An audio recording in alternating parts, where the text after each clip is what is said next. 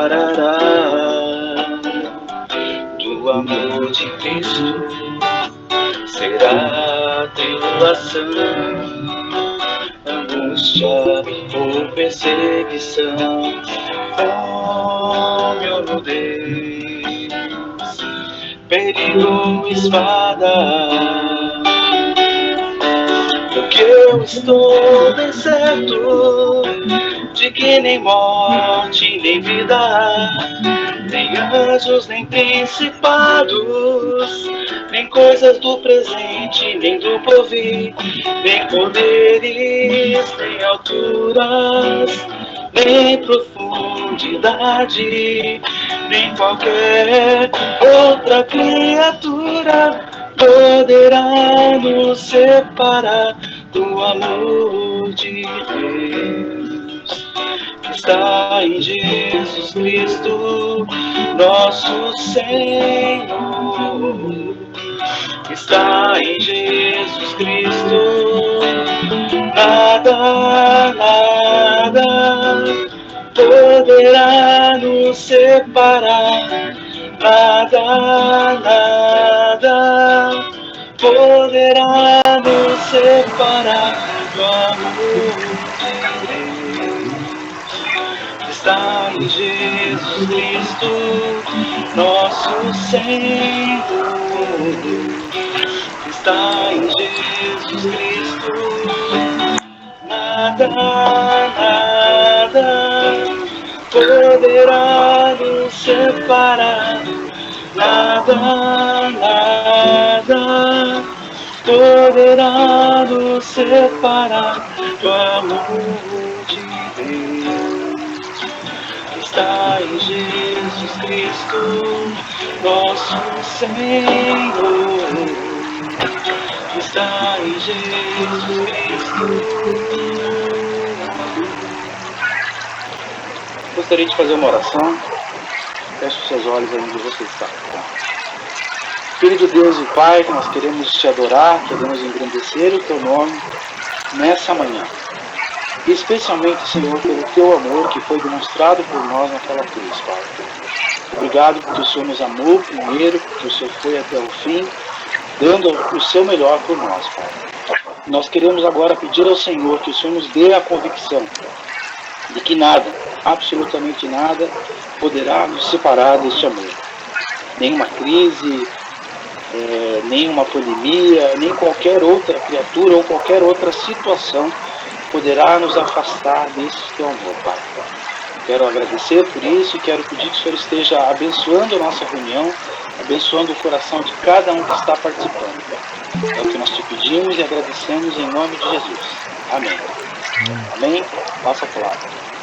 Amém. Muito obrigado, Henrique, por esse tempo tão gostoso. É verdade, né? Nada pode nos separar desse amor. Muito obrigado. Bem, mais uma vez aí eu queria agradecer a presença de todos. Muito bom ter essa tela tão colorida aí, muito legal ter vocês conosco. É sempre um prazer aí poder olhar para essa tela e ver tantos homens buscando ao Senhor.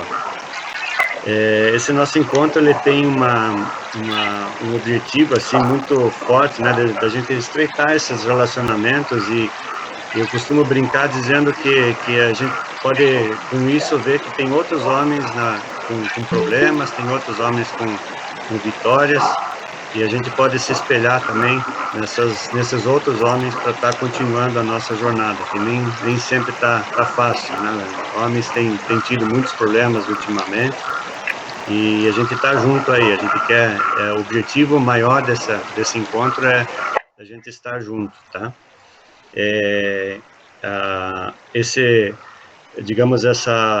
O outro ponto para essa nossa reunião a gente gosta muito de conhecer os visitantes, então se você está visitando a gente pela primeira vez, tem aí o chat para você colocar o teu nome, o teu telefone, e assim a gente já tem o contato teu também para os demais encontros, né, para estar mandando as informações desses encontros. A gente faz normalmente uma vez por mês esses encontros, então a gente vai dar continuidade nisso também. A gente está só pedindo, né, então, para que vocês podem usar bastante o chat, mas deixem o microfone fechado nesse momento. Lá no final a gente abre, pode deixar um pouco aberto, se for o caso, e a gente pode bater um papo ainda, não sei como que vai ser isso, com bastante gente, mas a gente tenta bater um papo aí, um atravessando o outro daí. E eu vou estar passando, então, assim, ainda o chat ele pode ser usado também para a gente poder estar colocando ali motivos de oração, tá? Então, se o Guto fez um pedido de oração ali pela saúde dele, se alguém tiver mais algum pedido, pode usar o chat, daí no final o Ismael vai estar orando por esses pedidos. Ok? Eu passo a palavra aí para o Carlos vai estar apresentando também o pastor Klaus aí, que vai nos trazer a mensagem. Então, bom dia a todos, prazer estar aqui com vocês mais uma vez também. Obrigado que aceitaram o nosso convite, como o Alvin falou. Quero agradecer também ao pastor Klaus, que está aqui conosco hoje, fazer uma breve apresentação dele aqui. O pastor Klaus, ele é casado há 17 anos com a Daniela, ele é o pai da Rafaela, que tem 14 anos, né, e é pai também do Bernardo, que tem 10 anos. Então, alguns de nós aí temos filhos também, alguns já têm netos aí, né? Então, sabemos do papel do homem, do papel do pai também na família, né? O pastor Klaus, ele é coordenador, conferencista e treinador do Master do movimento O Mundo Precisa de um Pai no Brasil. E é responsável por iniciar e treinar líderes nos países em que tem a fala portuguesa. Além disso, ele é bacharel em administração de empresas na Universidade de São Paulo, bacharel em teologia pelo Seminário Teológico Cristão Evangélico do Brasil, pós-graduado em educação cristã no Seminário Teológico Cristão Evangélico do Brasil e mestrando em teologia bíblica. Talvez o pastor Klaus vai falar um pouco mais ainda das atividades que ele faz aí, mas pastor, seja bem-vindo, que Deus te abençoe, que ele te ilumine, que tudo que você preparou aí possa falar principalmente aos nossos corações. Tá ok? Fique à vontade aí, pastor Klaus. Carlos, obrigado. Irmãos, pastores, muito obrigado pela confiança, por poder ceder esse espaço para a gente se conhecer e compartilhar. Muito bom rever o pastor Santareno. Eu acho que a última vez que Santareno ficou hospedado lá em casa, eu tinha mais cabelo, isso é certo. E eu não sei se o Bernardo era nascido, eu não me lembro se o Santareno passou lá, acho que eu só tinha a Rafa, ou então o Bernardo devia ser bem pequenininho, mas bom demais rever o irmão. Também na última reunião a gente conversou um pouco e viu como Deus tem abençoado vocês, esse projeto tão legal de reunir homens e compartilhar um pouco sobre os desafios. Nós acreditamos piamente que passa por nós homens a perspectiva de trazer o céu para dentro de casa. Então, nós estamos convencidos disso. O Carlos Henrique falou aí de alguns itens de estudo, né? Mas o principal é eu creio no Senhor Jesus Cristo e é só por Ele que eu vivo, é por isso que a minha família tem sido abençoada, não por causa do meu trabalho, não por causa do que eu sou, eu faço, eu sei, mas porque Jesus tem sido muito bom. Eu sou órfão, meu pai faleceu quando eu tinha 3 anos de idade, e assim como milhares de pessoas no Brasil, eu cresci sem pai. Hoje no Brasil, nós temos perto de 29 milhões de famílias monoparentais. Essa estatística é do IBGE, de 2010. Então, a realidade da ausência paterna ela é gigante, a gente vai falar um pouquinho disso aqui hoje também, mas a perspectiva é dizer para vocês que eu sou um pai, marido, pastor, líder, porém, eu não fui treinado para essa função de homem adulto. Eu apenas cresci e foi um desafio, como é um grande desafio, e nós vamos falar um pouco sobre isso aí. Apenas alguns detalhes importantes. Eu sou vice-reitor aqui no Seminário Teológico Cristão Evangélico. Eu estava conversando com o Alves antes da gente entrar. Queria muito que vocês, quando puderem, lembrassem dos seminários do Brasil, dos seminários de outros países. Nós estamos empenhados na formação de líderes, de obreiros, de jovens. Há seminários como o nosso aqui, que são de residência. O aluno vem para cá, pode ficar morando 1 ano aqui, estudando teologia, ou pode ficar 4 anos para fazer o bacharel. Vários seminários têm sofrido muito com essa questão da pandemia, e eu tenho orado, porque na minha perspectiva, o mundo não pode se dar o luxo de daqui 4 anos não ter novos obreiros para os campos.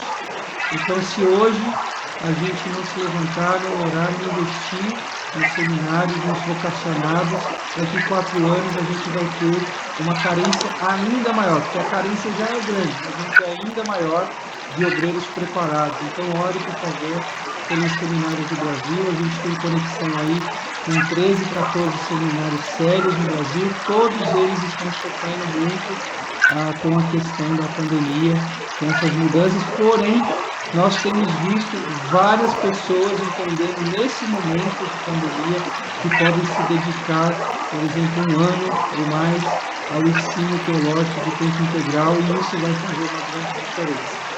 No movimento, eu divido meu tempo entre servir ao seminário como vice-reitor, e eu também sou missionário, levanto meu sustento através do movimento Meus Filhos de um Pai, um movimento que nós estamos já em mais de 100 países, e nesses 100 países com pessoas dando treinamento, capacitação master, ou seja, é o desejo nosso, como eu compartilhei com o Rick, com o Aldo, com a equipe de Carlos, com o Ismael, era de que nós chegássemos até vocês, entregássemos todo o conteúdo que nós temos, o material, e pudesse ver no meio de vocês homens se levantando e treinando outros homens, entrando nas mais diversas áreas. Hoje, Deus tem aberto portas, o material nosso consiste em um livro, que é esse daqui, os detalhes eu vou dar lá no final, né?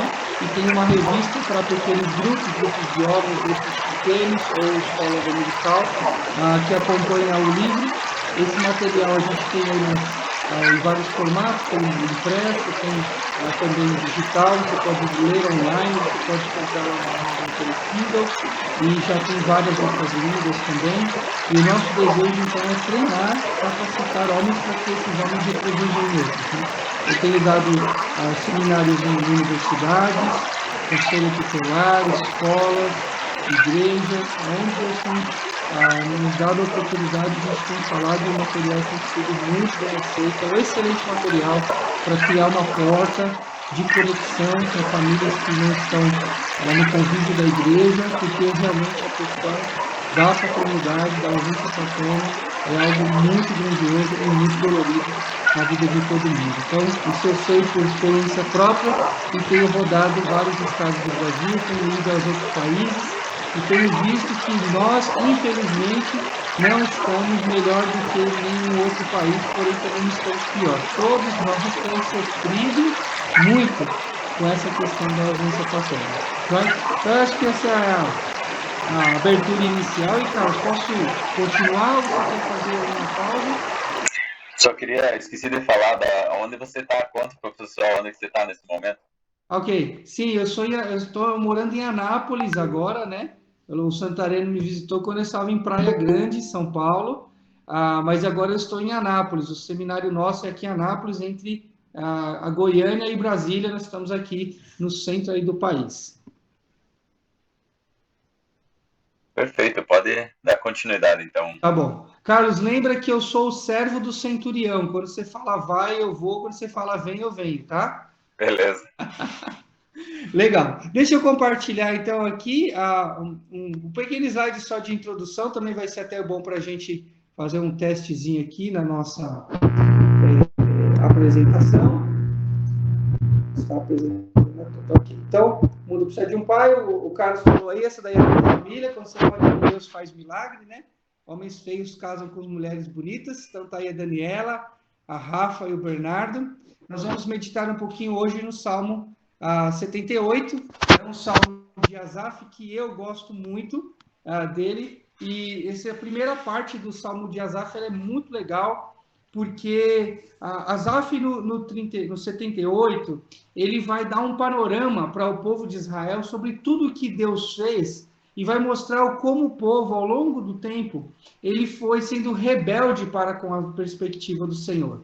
No outro dia, a gente talvez poderia estudar a relação que tem entre Deuteronômio e Lamentações de Jeremias. É muito interessante perceber que o lamento de Jeremias, pós-exílio principalmente, né, ou pré-exílio, durante exílio e pós-exílio, tem uma relação direta com Deuteronômio.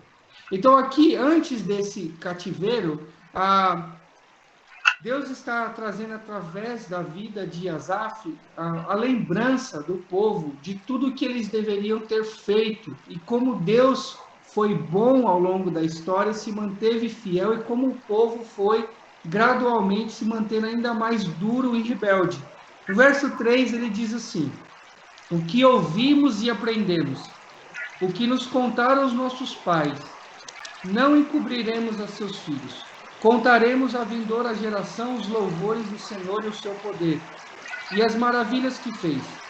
Ele estabeleceu um testemunho em Jacó, instituiu uma lei em Israel e ordenou aos nossos pais que transmitisse a seus filhos, a fim de que a geração que vem seguir os conhecessem, os filhos que ainda hão de nascer se levantassem e por sua vez se referissem aos seus descendentes, para que pusesse em Deus a sua confiança e não se esquecesse dos feitos de Deus, mas lhes observasse os mandamentos, e que não fossem como seus pais, geração obstinada e rebelde, geração de coração inconstante e cujo espírito não foi fiel a Deus. O que Asaf está lembrando o povo é que aquilo que nós ouvimos e aprendemos da parte do Senhor, nós precisamos transmitir às futuras gerações. O fato de levarmos os nossos filhos na igreja, o fato de darmos a eles uma vida ilustrada, isso não garante que eles vão compreender aquilo que Deus espera da vida deles. Eu tenho para mim, olhando Deuteronômio, depois toda a perspectiva do Antigo Testamento, aonde Israel falhou, e depois a perspectiva de Jesus em formar discípulos, toda a perspectiva de ensino, de transmissão de conteúdo. Lembra que Israel é uma cultura oral, transmitir oralmente os ensinos, tem a ver muito com a perspectiva de andar do jeito certo. Então, o fazer discípulo, ensinar as crianças no caminho que deve andar, é andar na frente. À medida que nós vamos indo, nós vamos mostrando aquilo que o Senhor quer. Então, obviamente que é muito importante decorar os versículos, obviamente que é importante conhecer as histórias, obviamente que é importante a gente fazer uma devocional sobre uma perspectiva teológica, uma cosmovisão cristã, uma faceta do cristianismo nos nossos filhos. Porém, é muito imprescindível que nós ensinemos as crianças a como viver do agrado de Deus. E isso é no dia a dia. Então é a maneira que a gente compra, é a maneira como a gente vende, é a maneira como a gente faz negócio, é a maneira como a gente lida com as mídias sociais, é a maneira como a gente trabalha, guarda dinheiro, usa dinheiro, oferta para missões, ajuda na igreja. Tudo isso é uma lição prática de como influenciar a criança no caminho que ela deve andar. É isso que o Salmo 78 traz a primeira perspectiva de lembrança. O que ouvimos e aprendemos, a gente conta, e à medida que a gente conta, a gente vai ajudando a criança a entender, o filho a entender, as pessoas que não conhecem a Deus a entender, a andar com o Senhor nosso Deus. Ele estabelece um testemunho de Jacó mostrando a sua grandeza, depois várias partes do Salmo vai mostrar a fidelidade do Senhor, e o objetivo maior está aqui de 6 em diante, a fim de que a nova geração, os filhos que iam nascer, eles pusessem em Deus a sua confiança. Em 2019, a gente esteve em Portugal, e o pastor Cássio, que é o autor do material, ele, numa conversa, nós estávamos conversando, e ele falou o seguinte: ele falou, o grande desafio das famílias, e o grande problema também, é que as famílias cristãs se parecem muito com as famílias não cristãs. Não há uma distinção mais clara. E ele não estava se referindo há uma perspectiva legalista, há uma perspectiva de vestimenta, há uma perspectiva de palavreado somente. Ele estava falando principalmente da maneira como as famílias estão treinando seus filhos para a vida. Essa era o teor da nossa conversa. Hoje em dia, como as famílias têm treinado seus filhos? Elas dizem para os filhos: ei, você tem que estudar para quando crescer, fazer uma faculdade, poder ganhar dinheiro e ter uma vida estável. Essas famílias, no geral, estão fazendo isso. Então, nessa perspectiva, eles estão treinando o filho para serem bem-sucedidos e terem dinheiro. Porém, se nós cristãos fazemos isso, nós estamos descendo ao nível deles. Porque o alvo da vida cristã não é esse. Não é ser educado, ter um bom cargo e muito dinheiro. Não é isso. O alvo da vida cristã está em Isaías. O alvo da vida cristã é viver para a glória de Deus. Então, nós temos que capacitar, treinar e ensinar os nossos filhos a viverem para a glória de Deus. E isso inclui estudar. Isso inclui ser fiel no trabalho. Isso inclui ser bom mordomo das finanças. E pode acontecer, como acontece de fato, que haja um enriquecimento financeiro, mas o alvo da vida não pode ser esse. O alvo da vida não é essa perspectiva. A perspectiva do alvo da vida está aqui, a fim de que a nova geração os conhecesse, os mandamentos do Senhor, e pusesse em Deus a sua confiança, e não na riqueza, e não na força do seu braço, e não na educação, e não na prosperidade que o trabalho possa trazer. Esse é o nosso objetivo. Ensinar os nossos filhos, ensinar os nossos amigos, ensinar os netos, para aqueles que têm netos, de que a vida não é sobre nós. A vida é sobre Deus e sobre a sua missão. E na pessoa de Cristo nós encontramos significado real. Nós precisamos de Cristo. John Stott diz que se o homem pudesse mover 1 milímetro que seja na direção de Deus, não precisava Jesus ter vindo. Mas porque nós não conseguimos, é que ele veio para nos resgatar, para transformar a nossa realidade, para entrar na nossa vida e mostrar que de fato de verdade o que o homem precisa é alinhar a sua vida com o propósito do Criador. Para quê? Para que a gente não seja como o verso 8. E que não fosse como seus pais, geração obstinada e rebelde, geração de coração inconstante e cujo espírito não foi fiel a Deus. Foi aqui que Israel se perdeu. Israel, ele não se perdeu no deserto por não saber, por não ter GPS. Israel não se perdeu porque não prosperou. Israel não se perdeu porque ele não conhecia a Deus, ele não sabia o sentido da vida, a história da criação. Israel, ele se perde porque ele, sabendo da direção de Deus, ele move-se distante do Senhor. Essa é a perspectiva aqui. Eles não colocaram no Senhor o seu coração. Foram um povo de coração inconstante. Ora confiava, ora não. Ora queria servir, ora não. Ora buscava o Senhor, ora não. E nesse processo de vai e vem, nós conhecemos a história de Israel, a gente vê em quantos problemas Israel se meteu e como Deus foi fiel. Depois você pode ler um pouco mais aí todo o Salmo 78 e você vai ver que existe um paralelo muito interessante. O Asaf, ele traz um pouco da fidelidade de Deus, um pouco da distância de Israel. Fidelidade, distância. Fidelidade, distância. Em todo o tempo ele vai mostrando isso. O povo é rebelde, Deus é fiel. O povo é rebelde, Deus é fiel. Sempre sinalizando que haveria aquele que exemplificaria na prática e na vida todo o poder de Deus, a grandeza de Deus, o favor de Deus, para transmitir ao povo a verdade. E nós sabemos que esse alguém é o nosso Senhor Jesus Cristo, em quem nós depositamos a nossa confiança. Então, o que órfãos, ou pais, ou famílias precisam? Precisa ter um lar cristocêntrico, colocando Jesus de fato como centro da vida, e não o trabalho, e não os estudos, e principalmente não o dinheiro e o bem-estar. Nós colocamos Cristo como centro da história. E então, nós vamos transmitir isso. Se os nossos filhos virem a gente sendo fiel a Deus, eles também vão ter um bom modelo e poderão decidir por isso com consciência, mas não por obrigação. Essa é uma perspectiva muito interessante e nós vamos fechar a nossa palestra de hoje falando desses 4 modelos de pais. Vou voltar aqui à minha tela de apresentação para você Colocando aqui o meu próximo slide. Ok, todos estão já vendo. Então, aí são os países que a gente já está envolvido pela misericórdia e graça de Deus. E essa é uma frase muito legal desse teórico político irlandês, Edmund Burke, talvez você já ouviu. A única coisa necessária para o triunfo do mal é que os homens bons não façam nada.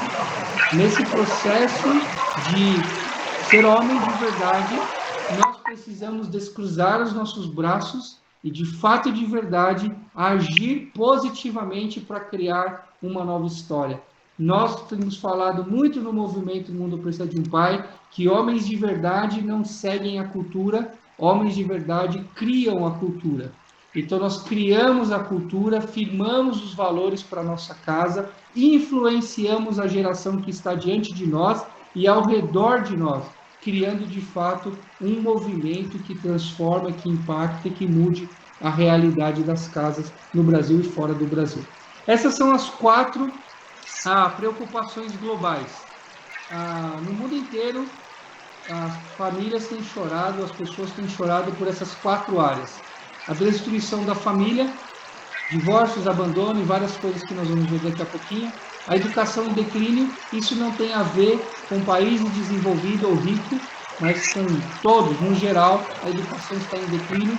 Corrupção em alta, seja país rico, pobre ou subdesenvolvido, como é que você vai chamar, não importa, mas a realidade da corrupção tem crescido no mundo inteiro e a quebra de valores morais. O mundo inteiro tem chorado por isso, tem muitas vezes investido tempo e energia para que essas coisas aconteçam e, por outro lado, eles estão chorando muito, muito mesmo por essas perspectivas. No centro de todo esse problema global, nós temos a perspectiva da ausência paterna. Dá uma olhada no que diz aqui Stephen Baskerville. Ele é um cientista político e como seria um juiz aí na área de família, lá dos Estados Unidos, professor universitário. Ele tem uma habilidade, muitos escritos, muitos vídeos dele falando sobre o sistema de custódia americano e os tribunais de família. Ele disse o seguinte: praticamente todas as grandes patologias têm sido associadas à orfandade. Crimes violentos, abuso de droga e álcool, gravidez na adolescência, suicídio, tudo isso se correlaciona mais fortemente com a orfandade do que com qualquer outro fator. Deixa eu voltar aqui a tela para mim, para a gente fechar isso aqui.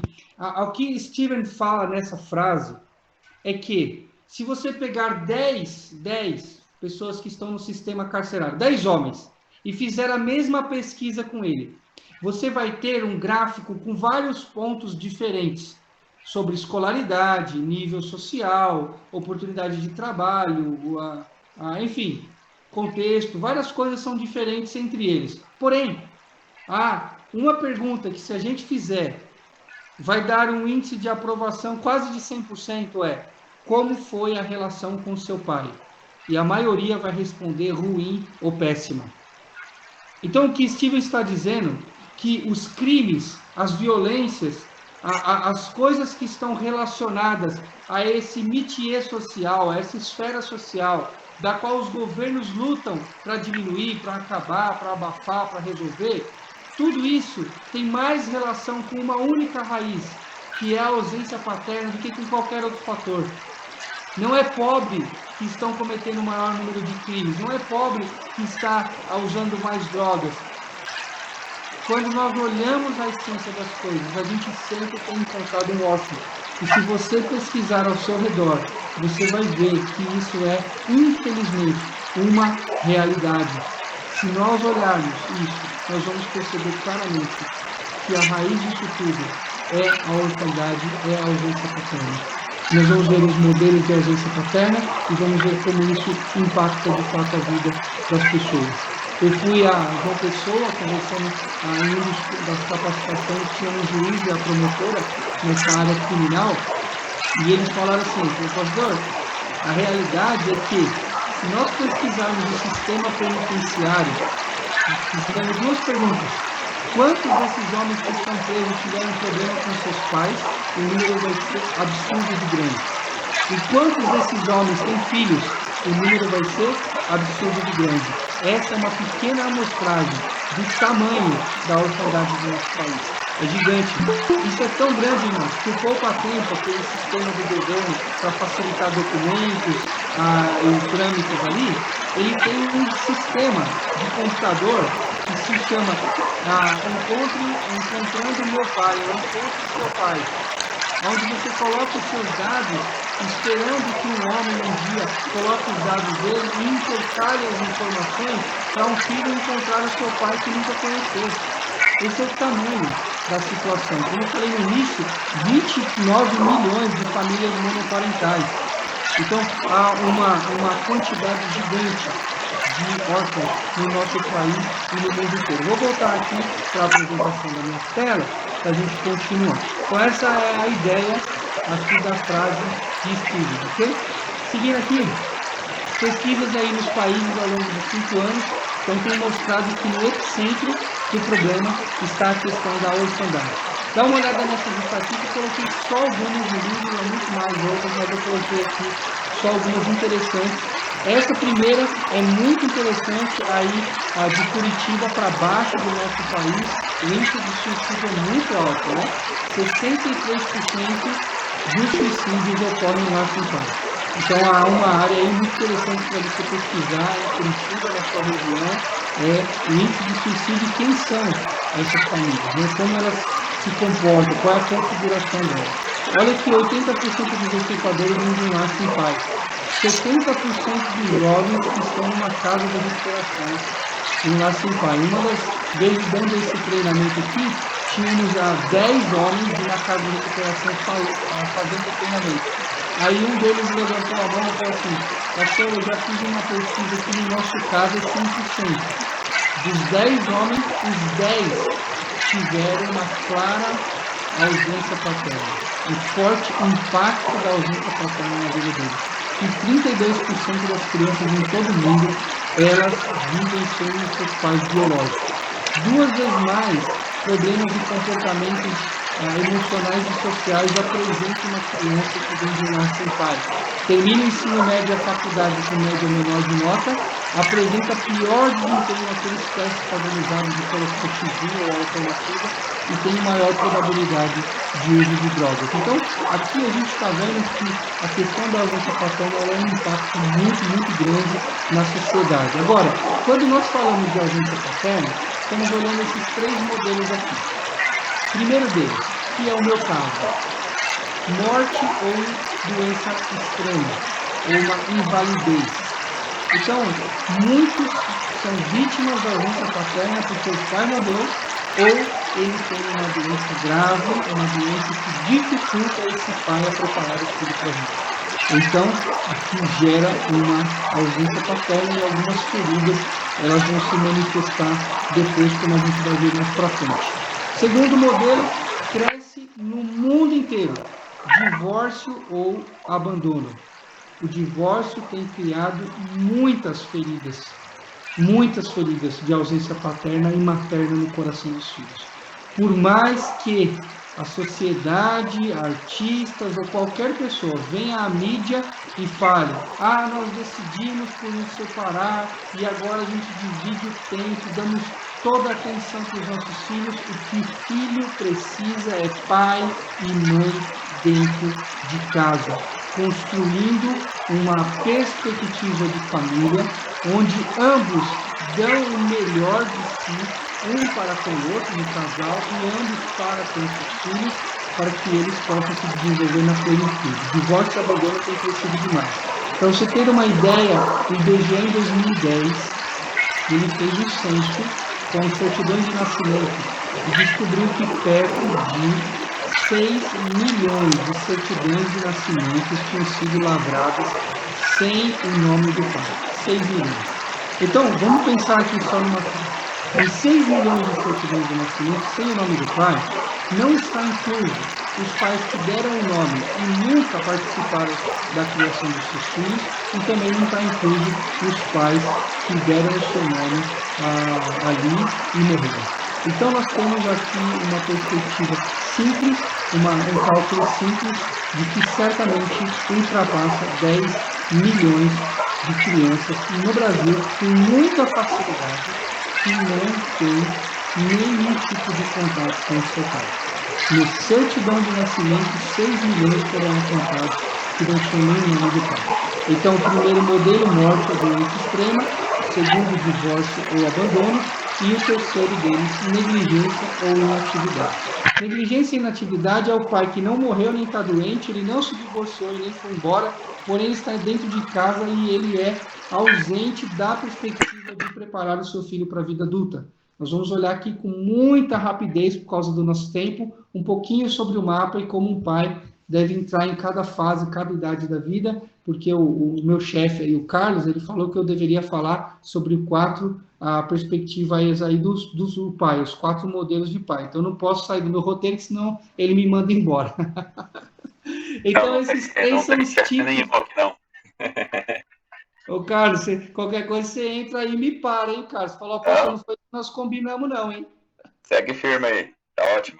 Então, são os 3 modelos de ausência paterna que nós temos no mundo. Esses 3 aqui conectados têm formado a base de inúmeros problemas sociais que nós temos no nosso país e em outros países. Pensa que de 3 menores infratores, 2 nunca tiveram contato com o seu pai. Pesquisa aí da Folha de São Paulo 2015. Se você tiver acesso ao sistema penitenciário, a abrigos, qualquer tipo de ação social que você entra em comunidades mais carentes, você vai ver que o número é altíssimo de ausência paterna. Para minha surpresa, eu fui a alguma cidade do Rio Grande do Sul e nós fizemos uma pesquisa, nós fizemos um congresso com... acho que passou umas 350 pessoas em todo o congresso, em várias sessões, em várias áreas, para a igreja, para líderes, só para educadores, né, professores, diretores de escola, conselheiro tutelar, a gente fez várias áreas, então passou mais de 350 pessoas. Então, para minha surpresa, o índice lá não era de morte ou invalidez alto, nem de divórcio e abandono, mas o de negligência e inatividade era gigante. Então, as famílias que muitas vezes têm os seus pais dentro de casa, não têm obtido um êxodo no preparo dele, como diz o Salmo aqui, né? Preparar a futura geração para colocar no Senhor a sua confiança, porque o pai tem sido inativo ou negligente na perspectiva paterna. Então, isso aqui é algo muito sério e isso toca em todos nós. Bom, seguindo aqui, quero dar um panorama assim muito rápido sobre as estações da vida, porque depois a gente vai fazer a aplicação aonde o meu chefe aí, o Carlos, mandou, que é nos 4 modelos de pai, mas eu precisava dar essa introdução, porque depois os 4 modelos ficam mais fortes, tá bom, cara? Então aqui, uma perspectiva muito interessante é como você enxerga o seu filho ou como o seu pai te enxergava. É muito interessante que quando a gente tem um pouco mais de tempo, e às vezes presencial, numa capacitação eu faço essa pergunta aqui, como o seu pai te via? E é interessante perceber que inúmeras pessoas responderam isso, não, em outros países, isso nos 9 estados do Brasil que eu fui pessoalmente dar a capacitação. Muitos responderam, meu pai não me via. Eu era quase que um fantasma, invisível aos olhos do meu pai. E isso gera um impacto muito grande sobre a maneira como os filhos vão crescer. É muito interessante. Na outra perspectiva também, a gente tem um número grande de pais que, quando conhecem o conteúdo do nosso tutorial, ela fala, meu Deus, a maneira como eu estava olhando meu filho era totalmente errada. E você vai ver isso daqui a pouquinho quando a gente falar os 4 modelos de pais. Então, a maneira como seu pai te enxergava, a maneira como você enxerga o seu filho, influenciou a sua história e vai influenciar a maneira como ele vai se desenvolver. A grande questão disso tudo é que se nós não capacitamos os nossos filhos e não somos ativos, como o Salmo disse aqui, para ensinar a eles a colocar no Senhor a confiança, pode gerar feridas paternas e maternas no coração dele que vão gerar dificuldades de comportamento social. Então, um dos exemplos que a gente sempre usa é esse daqui do iceberg. Então, aquilo que a sociedade vê é o comportamento aparente, é o gelo que está fora da água. Então a gente vê um pai omisso, um pai muito quieto, ou um pai muito irado, um pai que provê as coisas, mas quer disciplina com força, um pai que deixa a vida levar, deixa fazer o que quer.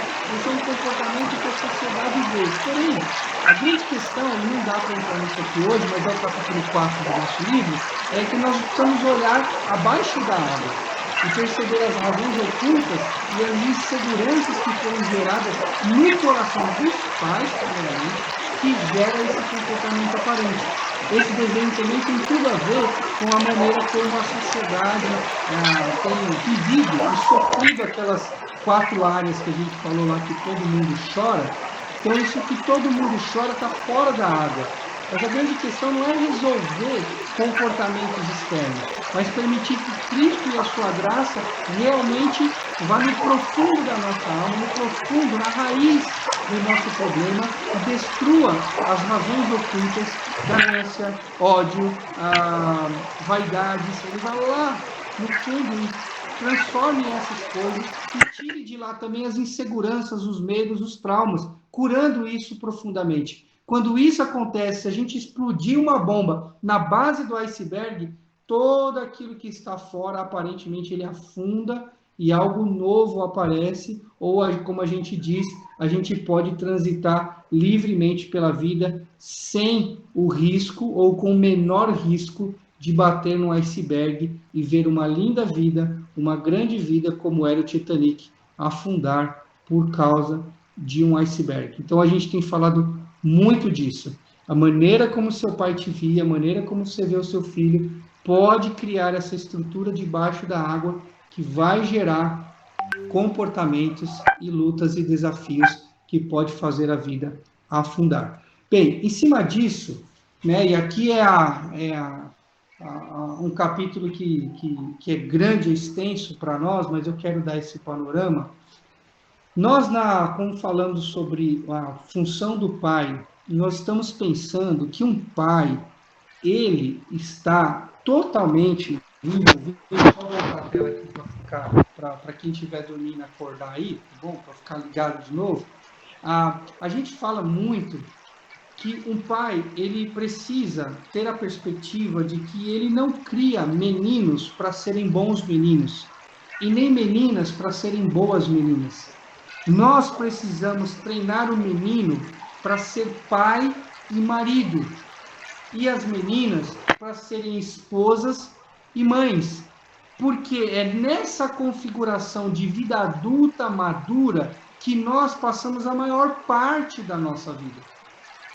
A maior parte da nossa vida é fora de casa, não dentro de casa. Porém, aquilo que nós fazemos dentro de casa vai impactar e influenciar diretamente no modo como nós vamos ser fora de casa. Então, agora eu vou voltar para o slide aqui. Opa, aqui tem que permitir. Ok. Virou, presente. Bom, 0 a 24 anos é aquilo que nós chamamos de fase da casa. É a fundação, é o preparo para entrar no jogo. Se você pensar no jogo de futebol, podemos pensar em 0 a 24 anos, no campo de treinamento, treinar corrida, respiração, chute forte, chutar com as 2 pernas, defender, marcar, posicionamento, tudo. 0 a 24 anos é o preparo para entrar no jogo. Depois nós temos o primeiro tempo de jogo, que vai de 26 a 42 anos, mais ou menos, chamado aí de temporada de sucesso. Todo mundo tem um intervalo na vida onde começa a parar e pensar sobre o que fez no primeiro tempo, como viveu o primeiro tempo, o que perdeu, o que ganhou. E então a gente entra numa segunda temporada, no segundo tempo, que é a temporada de significado. Então note aqui que o primeiro é sucesso, empreender, ganhar, estudar, trabalhar. Nessa idade aqui que a maioria das famílias elas estão casando, querendo ter filho, querendo comprar casa, querendo comprar carro, querendo viajar, querendo falar outra língua, querendo criar menino. E então nós chegamos no intervalo, chamado historicamente aí no Brasil de crise dos 40, paramos, refletimos, há uma mudança na nossa perspectiva e precisa ver, e então a gente joga o segundo tempo, e quanto mais distante, nós estamos aí dos 50 anos, mais avançamos na idade, você vai perceber com mais clareza que as pessoas que estão lá na frente, elas pensam muito mais em significado, em deixar um legado, do que de ter sucesso e empreender coisas. A mente muda, a perspectiva da vida muda. Então, quando nós olhamos isso daqui, a primeira coisa que me veio à mente quando eu vi pela primeira vez, foi assim, nossa, a vida tem fim. Porque quando a gente está só vivendo no automático, a gente não pensa nisso. Depois eu fiquei pensando, falei, nossa, o tempo dos meus filhos em casa tem fim. Então, eu preciso ser um pai ativo e permanente, de modo a capacitar o meu filho para ele entrar no jogo. De 0 a 24 anos, fase da casa, a maioria dos jovens estão dentro de casa. Tá certo que, quero abrir um parênteses aqui, no Brasil, 6,6 milhões de jovens aí de 18 a 25 anos são considerados a geração NEM. Nem trabalham e nem estudam, e nem estão constituindo família. Essa é uma realidade gritante nos nossos dias e tem tudo a ver com a ausência paterna, como você vai ver no próximo slide. Mas, no geral, de 0 a 24 anos eles estão mais dentro de casa, nós preparamos ele para entrar no jogo, e depois ele entra no jogo e o nosso papel também vai mudando. Né? E quando nós chegamos no intervalo da vida, e talvez vários de nós aqui estão nesse intervalo, nós não precisamos entrar numa crise como todo mundo entra. Intervalo para mim, para você, que tem Jesus Cristo como nosso Senhor, o nosso técnico, é simplesmente reduzir o volume de atividade, ir para a presença de Deus e falar, Senhor, eu vivi até aqui, 45 anos, por exemplo. Fiz tanta coisa certa, tanta coisa errada, o que o Senhor precisa me instruir para que eu jogue o segundo tempo? Então, o nosso técnico nos chama e fala, corre mais pela direita, corre mais pela esquerda, não gasta tempo com isso, gasta tempo com isso. Então, nós vamos organizando a vida para, então, jogar o segundo tempo, que o foco do segundo tempo não é deixar uma herança, é deixar um legado. Quantas e quantas pessoas estão vivendo a vida focada no dinheiro e nos bens, e ao final ele só deixa para os seus filhos uma herança. Nós estamos capacitando, treinando e preparando os nossos filhos para a vida, para deixar sobre eles um legado. Como o texto diz, ao fim de que os filhos dos nossos filhos se levantem e coloquem no Senhor a confiança. Como isso acontece? Acontece quando nós deixamos um legado mais do que uma herança. Você já viu a história de inúmeras famílias. E no dia do velório do patriarca, eles estão debruçando sobre o caixão e assinando já a divisão dos bens. Porque tudo que aquele homem deixou foi herança. Tudo que aquele homem ensinou é que os bens vêm antes das pessoas. Nós focamos em Deus, em viver para a sua glória, e vivemos o segundo tempo da nossa vida em especial, na verdade toda a vida, mas o segundo tempo em especial, para deixar um legado às futuras gerações. Não dá para entrar em tanto detalhe aqui, mas essa é a ideia geral, tá bom?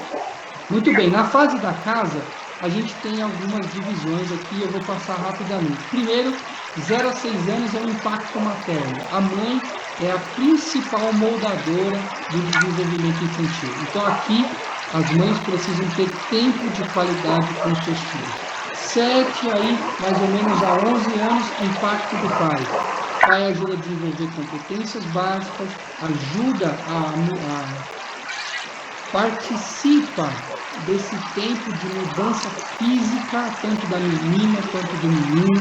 Ali eu coloquei uma marca ali para lembrar que de 9 a 10 anos há um despertar da perspectiva sexual, e então a gente precisa claramente focar nisso, pensar nisso, e ensinar os nossos filhos na maneira como eles devem viver e andar. Então, a gente deve focar a nossa vida e a nossa história em capacitar o nosso filho aqui. Impacto materno, impacto paterno, impacto dos colegas, depois o impacto paterno volta de novo, e então a cultura e o desenvolvimento acontece. Essa base aqui, a gente pode falar com mais tempo em outro momento, porque o foco é a gente chegar aqui. Então, em cima de tudo o que nós vimos hoje, eu quero, então, agora só fazer os apontamentos, para a gente já ir encerrando, em cima disso. Nós vimos que a questão da ausência ausência paterna é um problema global.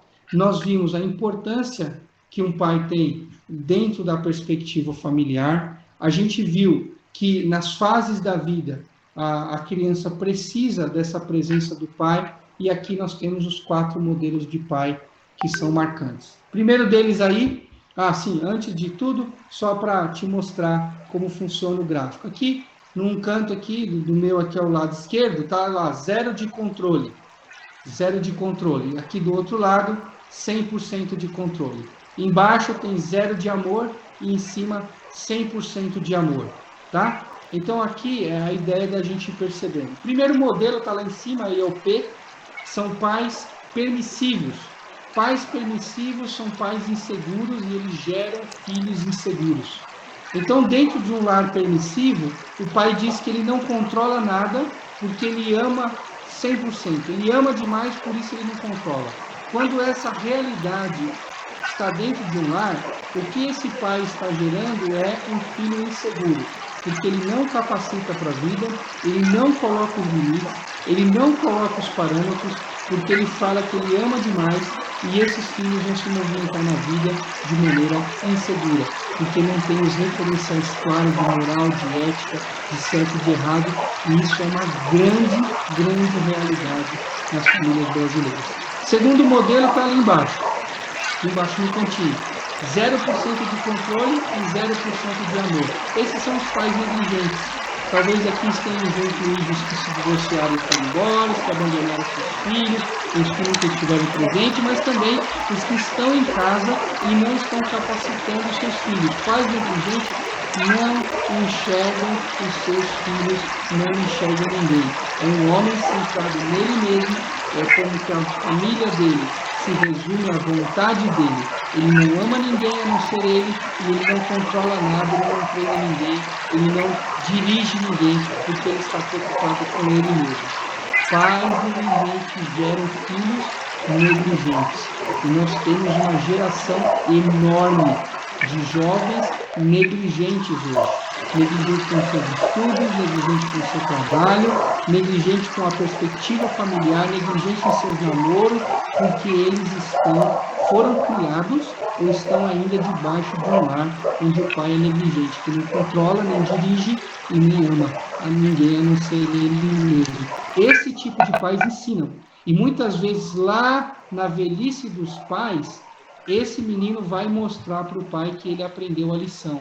Quando o pai falar, filho, eu estou aqui nesse asilo, eu queria tanto que você viesse me visitar, e o filho vai dizer o que para o pai? Pai, eu não posso porque eu estou trabalhando, o senhor sabe que eu não posso deixar de ganhar dinheiro. Aonde ele aprendeu isso? Ele aprendeu dentro de casa, com aquele pai que lá atrás foi negligente e disse para o filho, filho, eu não posso, porque eu tenho que trabalhar e ganhar dinheiro. É claro que nós não estamos falando que o pai tem que abandonar tudo para ficar só com o seu filho brincando. Não é isso. Mas o excesso disso e a negligência no cuidado com seus filhos vai gerar, de fato, de verdade, um filho negligente na vida. Terceiro modelo aí embaixo aqui. 0 de amor, 100% de controle. Pais autoritários. Pais autoritários são pais duros.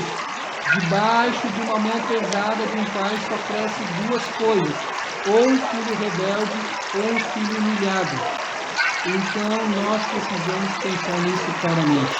Aquele pai que quer controlar tudo tem que ser do jeito dele, a mão forte dele pesa sobre os filhos, há uma ausência completa de amor, de compaixão, de compreensão. Esse pai de mão pesada gera um rebelde. E muitas vezes, quando o rebelde aparece da adolescência para frente, o pai que é duro ainda fala, eu deveria ter sido mais duro ainda. Ele não se dobra, ele não reconhece o seu erro, como foi o povo de Israel em 158. Ou então, a gente vê jovens, homens, agora mulheres já formadas, com um potencial incrível, mas eles não acreditam no potencial deles, porque eles cresceram debaixo de uma mão sempre negativa, sempre dura, sempre pesada, sempre negligente, sempre controladora e esmagadora sobre eles. Pais autoritários geram filhos ou rebeldes, ou filhos humilhados, que vivem aquém do plano de Deus por causa de uma mão pesada sobre a vida dos filhos. E o modelo que a gente está incentivando, obviamente, é o a mais. Então, os pais que são a autoridade. Pais que são autoridades são companheiros. Em cada fase da vida, que foi o slide anterior aí, 0 a 6 anos, o pai entende a necessidade e participa dela. Ele ajuda a esposa no processo de educação quando a esposa é principal. Ele se envolve com os colegas quando os colegas são principais. A ideia de um pai com autoridade é um pai que eleva todos dentro de si. Um pai que é autoridade é um pai companheiro. É um pai companheiro que gera um filho maduro. Essa é a nossa ideia. Lutar para que a paternidade seja esse tipo de um pai autoridade. Um pai que é autoridade, ele controla tudo, mas não para dominar sobre, mas para saber, perceber, ajudar e incentivar. E ele também ama a todos. Muitas vezes ama a todos como Deus nos ama, incondicionalmente. Amando os nossos filhos, amando a nossa esposa, independente do retorno que a gente tem, independente daquilo que nós vamos receber, ou da expectativa que a gente tinha. Um pai que é autoridade, ele tem 100% de amor e 100% de controle. Esse é o plano de Deus. É isso o que Cristo pode fazer nas nossas vidas. Restaurar de permissivo e negligência autoritário, nos levando para essa autoridade. Sacerdote dos nossos olhos, influenciadores da futura geração. E, obviamente, isso só é possível com a graça e o favor de Deus. Muito obrigado. Tem aqui os nossos redes sociais, aí depois o Carlos passa para você. Tá? Eu quero só pedir desculpa aí por me estender no nosso tempo, mas eu queria muito dar essa base no nosso primeiro encontro e falar para vocês que é um prazer ter homens como vocês lutando para ser esse modelo de autoridade dentro do mundo. Carlos, está contigo aí agora. Ô, pastor, muito obrigado, né? Foi muito bom ter você nesse momento aí, ouvindo. Eu até falei com o Alvin aqui nos bastidores, a gente poderia ficar mais umas 5 horas, talvez, te ouvindo aí. Foi muito bom e tem muito conteúdo aí para você, para a gente marcar outros momentos com você também, né? E depois até vamos já falar de uma data aí que já tem proposta com você, né? Mas tem vários comentários aqui no chat durante a palestra também, durante a sua fala que vieram aqui, algumas questões relacionadas ao nosso dia a dia mesmo, né? Perguntas interessantes, né? O Jefferson coloca ali perguntas que nos fazem pensar em como agimos, como fomos educados e as convergências e divergências entre esses processos, né? E ali também as estatísticas, elas também elas nos demonstram várias informações importantes, colocando aí a responsabilidade e a importância do nosso papel como pai nesse mundo em que vivemos, né? Sim. O Matheus falou aí da estágio na penitenciária feminina do Paraná. Matheus, infelizmente é no Brasil todo. Se você pesquisar aí no seu arredor, talvez no núcleo da sua comunidade, da sua igreja, você vai ver isso. O que eu falo muito, Carlos, é que dentro de uma igreja não pode haver órfãos. Se existe um homem, um só, na igreja, então não vai existir órfão. Porque esse um homem vai influenciar a vida desse órfão para que ele se sinta amado por um homem, por um pai, de maneira saudável, de maneira capacitadora para a vida. Então, todos nós somos, ao mesmo tempo, pais dos nossos filhos e precisamos agregar outros que estão ao nosso redor para a gente influenciar e treinar para a vida também. Tá ok. A gente vai encerrar esse momento aqui dessa forma, né? Eu vou passar para o Ismael agora, que vai dar continuidade aí, né? Como já foi comentado antes, que esse encontro seja um encontro de outros também, que todos vocês possam participar aqui conosco, né? E como foi falado lá no início, no chat, se alguém tiver algum pedido de oração, quiser colocar lá ainda, a gente vai ter esse momento agora.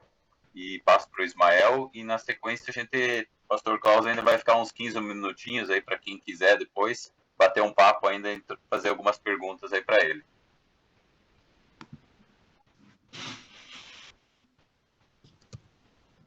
Ismael, é com você.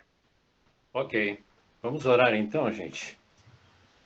Pai, que alegria, que legal a gente poder participar de um momento tão significativo na vida dos homens da igreja. como é importante, Pai, saber de tudo isso. E o Senhor usou a vida do pastor Klaus hoje para esclarecer tanta coisa, Pai, que devia estar embaixo do iceberg, sim, e que agora pode aflorar. E por outro lado, Pai, essas estatísticas nos deixam perplexos. Até onde nós tínhamos conhecimento disso? Eu principalmente não tinha ideia, mas fiquei maravilhado de ver que nós temos homens da igreja preocupados em eliminar isso, em viver melhor. Então, Pai, o nosso pedido nesta hora, que o Senhor aplique essa tua palavra aos 49 queridos que compareceram nessa live, Senhor. Que oportunidade ímpar de reservar um tempo exclusivamente para nos dedicarmos e termos a atenção do Senhor. Pai, o pastor falou de homens de verdade, que sejam realmente procurados homens segundo o teu coração. Essa ausência paterna, Pai, como nos chocou. E, por outro lado, me alegro, porque graças a Deus o Senhor foi benevolente para comigo, com a minha família e com muitos que estão aqui participando. Mas a orfandade, Pai, realmente bateu fundo no nosso coração. Essa falta de relação, filhos, pais, pais e filhos. Deus querido, se há alguém nesse grupo, Pai, que o Senhor revele, o Espírito Santo do Senhor revele a maneira de como deverá procurar a mudança, de que precisa ser trabalhado nas suas vidas. Eu te agradeço, Senhor, por esse tempo tão significativo e já te agradeço também e te peço que o Senhor esteja nos abençoando no próximo encontro que teremos, que sejam tão bênção quanto todos que estivemos até agora, Senhor. Muito obrigado, pastor Cláudio, que Deus esteja com a sua vida, a sua família e o seu ministério e viva assim para a honra e glória do nome de Jesus. Amém. Bem, Queridos, eu queria então deixar um convite para nossas próximas reuniões aí. Queria que vocês agendassem. A nossa igreja vai entrar agora nesse mês de junho, agora no mês de conferência missionária. Então, portanto, no dia 19/6, nós vamos ter uma live específica com missionário, também no sábado, 8h30. E aí nós vamos ter o prazer de rever e ouvir o pastor Klaus novamente no dia 3 de julho, 3/7, sábado também, 8h30. Ele vai dar continuidade desse tema aí. Realmente foi muito prazeroso aí poder ouvir e muito abençoador. Queria também colocar novamente o nosso comitê à disposição de todos. Eu não sei se o Alvin pode colocar na tela aí novamente, o Carlos, os nomes e telefones.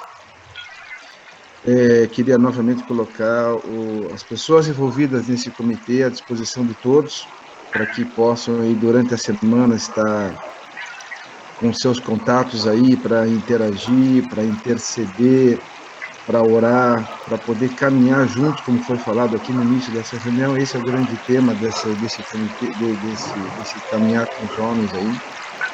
Então, fiquem livres, para quem tem um pouco mais de afinidade, são pessoas que estão dispostas a se preocupar e a caminhar com cada um aí dos homens, seja da nossa igreja, sejam outros homens, mas todos debaixo da manda do Senhor.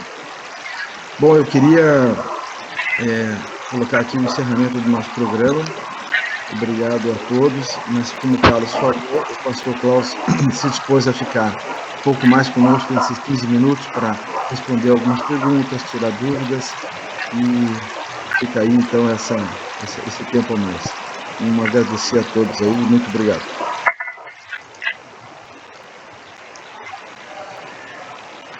legal. Obrigado aí pela participação de todos também. Eu vi aí que o pastor Santareno, o Fernando Leal, acho que está aí com a gente também ainda, estava agora há pouco, aí está aí, Fernando? Não, tá aí o Fernando. Dá um oizinho lá pro Klaus, lá, Fernando, você conhece bem.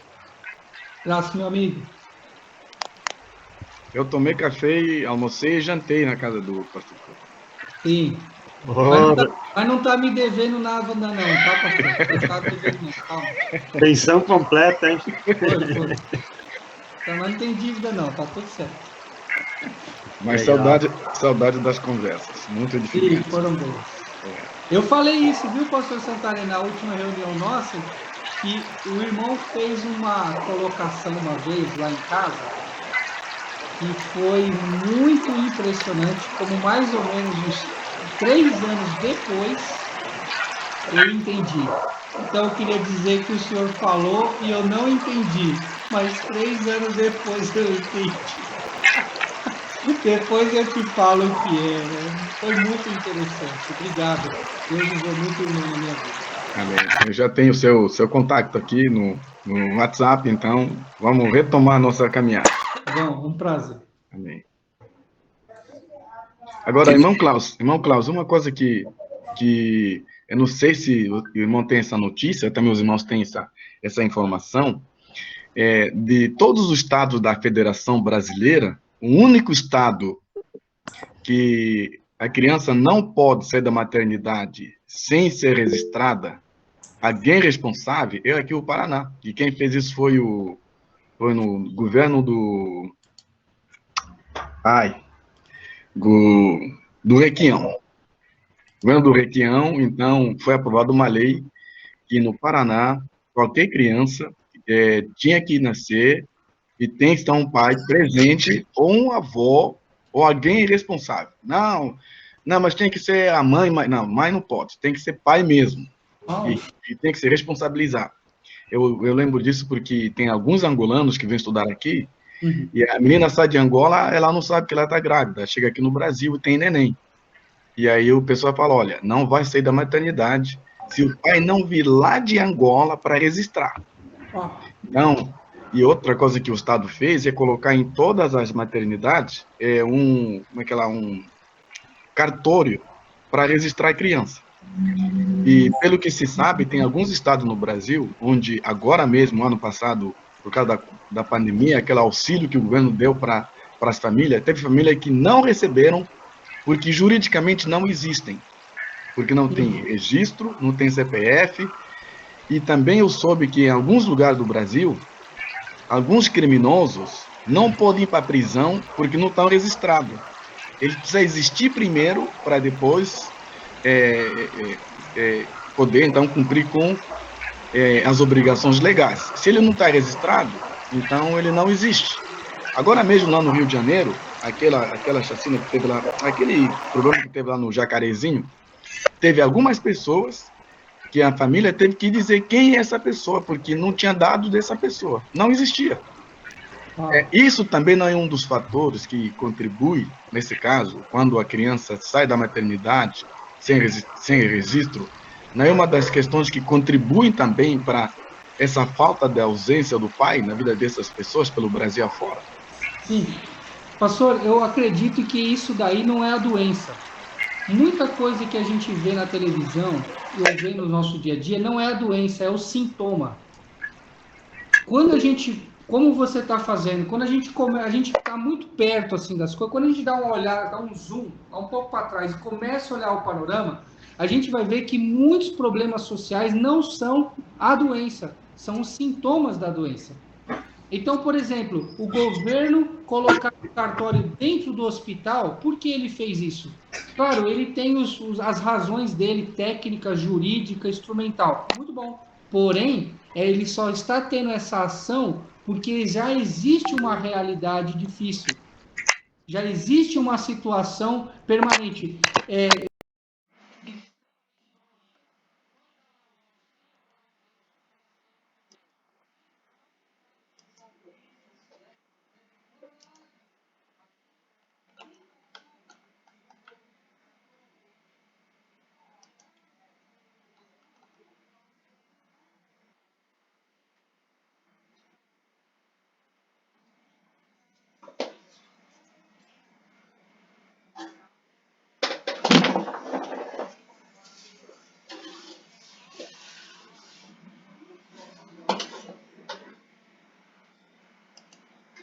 Vocês estão fazendo?